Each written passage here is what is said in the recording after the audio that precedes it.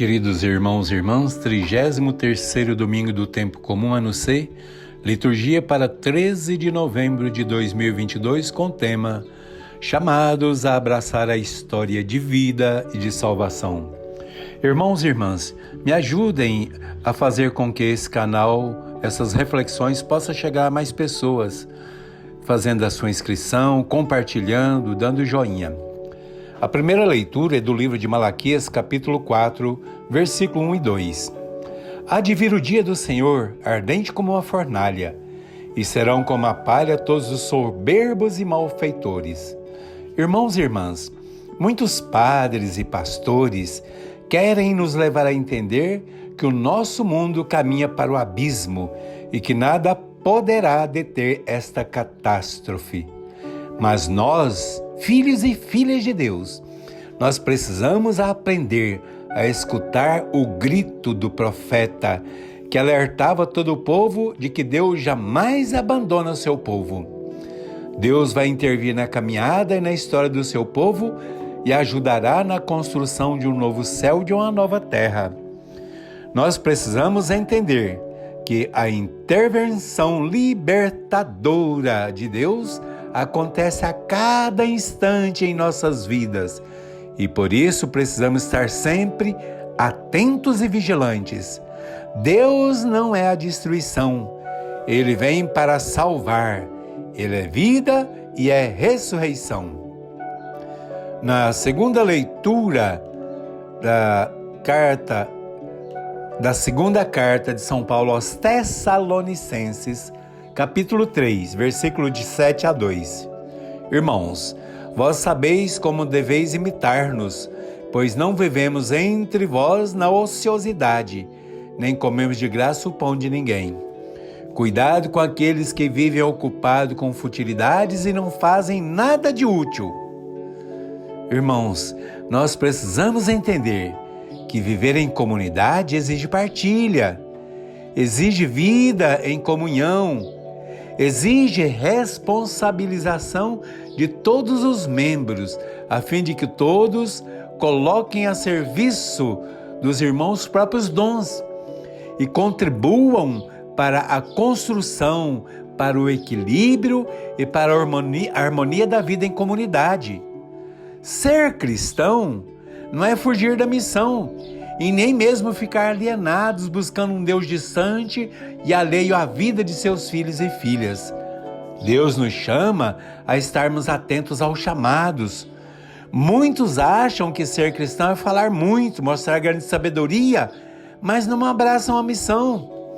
Muitos até mesmo na vida religiosa se acomodam com a cama, mesa, roupa lavada e garantida e esquece que ser cristão é abraçar as causas, é contribuir para a desinstalação dos comodismos.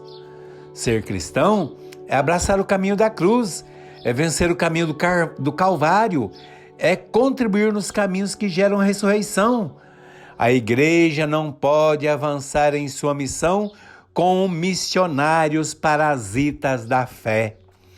Nós precisamos nos tornar sinais de vida e de ressurreição, sinais de Deus que ama, sinais de Deus que perdoa, sinais de Deus que dá vida nova. No Evangelho de Lucas, capítulo 21, versículo de 5 a 19. Naquele tempo, o templo estava ornado com belas pedras de ofertas. Mas Jesus, olhando tudo isso, disse: dias virão em que tudo o que estáis a ver será destruído. Haverá grandes terremotos, fomes e epidemias. Sereis perseguidos e conduzidos às prisões por causa do meu nome. Sereis chamados a serem testemunhas do amor, da graça e do poder de Deus. É pela vossa perseverança que podereis alcançar a salvação. Irmãos e irmãs, nós estamos sendo colocados diante de 3 grandes momentos da história da salvação. O primeiro momento, a destruição de Jerusalém. Segundo momento, o tempo da missão da igreja. Terceiro momento, a vinda do Filho do Homem. Esse anúncio da destruição do templo de Jerusalém simboliza a recusa de muitos de assumir a missão diante da oferta de salvação que Jesus veio trazer. E aqui vem o primeiro ponto. A destruição da cidade e do templo significa que Jerusalém deixou de ser o lugar exclusivo e definitivo da salvação. A partir deste momento, a partir deste ponto, o anúncio de Jesus vai se abrir para todos os povos. Esse é o primeiro ponto. No segundo ponto, aqui começa o tempo das comunidades, o tempo dos discípulos, o tempo de caminhar com o povo de Deus de vila em vila, de povoado em povoado. Este é o segundo ponto. O terceiro ponto está na missão. A missão culminará com a entrada triunfal de Jesus, o Filho de Deus, em Jerusalém, simbolizando a segunda vinda ou juízo final. Por isso, irmãos e irmãs, diante desses 3 pontos, a nossa missão é de nos prepararmos para enfrentar os falsos profetas que utilizarão de todos os recursos possíveis para desviar do caminho o povo de Deus. Muitos procurarão fazer acreditar que representam o poder de Deus e vão se apresentar vestidos de autoridade política, de autoridade jurídica, de autoridade religiosa. E não saberemos descobrir onde está a verdade, porque a verdade será encoberta em promessas e ameaças com a utilização do nome de Deus. Aqui se erguerá reino contra reino, povo contra povo, mas o evangelho será encoberto para que as pessoas não consigam ver a verdade. Os cordeiros vestidos de lobo serão abraçados e vistos como verdadeiros representantes de Deus, enquanto as ovelhas continuarão a ser tosquiadas em todos os seus direitos, tosquiadas em sua busca por justiça, tosquiadas em sua fé. A mentira se tornará verdade e a verdade será vista como mentira.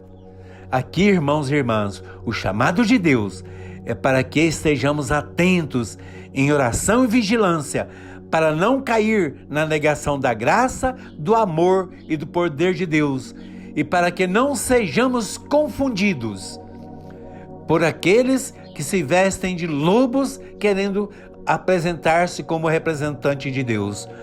A nossa missão é servir a Deus, é servir aos irmãos, é estar em comunhão, é partilhar, é estar em vida de oração, de unidade e de fé. Que a graça, o amor e o poder de Deus esteja com todos. Amém.